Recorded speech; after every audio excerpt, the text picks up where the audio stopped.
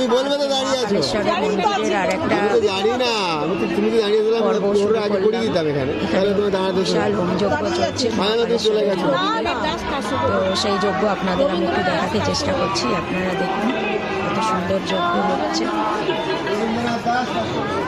সবাই এখানে পুজো দিচ্ছে, সবার নামে যজ্ঞাহুতি দিচ্ছে, কেউ ঘি দিয়ে কেউ কলা দিয়ে। এত সুন্দর যজ্ঞ বছর একবারই হয়। যতক্ষণ শিব চতুর্দশী থাকবে ততক্ষণই এই যজ্ঞ চলবে।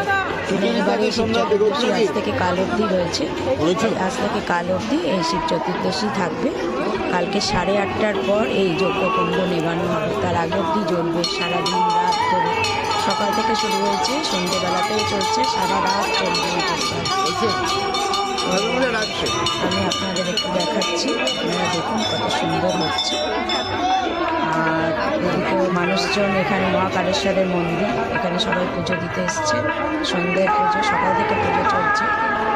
মন্দিরে প্রচণ্ড ভিড়, অনেক লাইন পড়েছে, কোথাও যাওয়া যাচ্ছে না, এত ভিড়। তো আমি কোনো রকমে ঠেলে গিয়ে ভিডিওটা করছি। তার জন্য অনেক কিছু কম বেশি হলে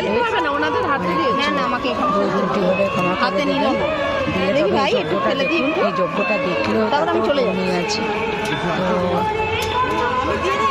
এই যজ্ঞটা আমি দেখানোর চেষ্টা করছি। অনেক ভিড় আছে। আমাদের এখানে একটা ব্যারিকেড আছে, ব্যারিকেডের বাইরে থেকেই এই যজ্ঞ দেখতে হয়।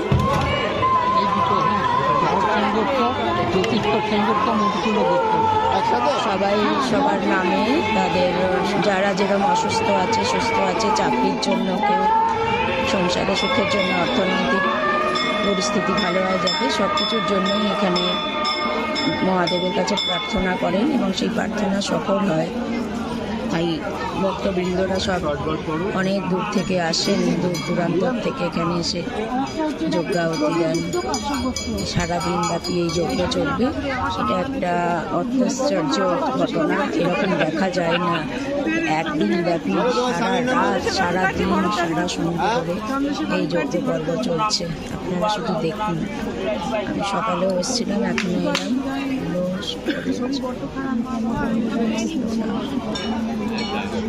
দাদা ধন্যবাদ।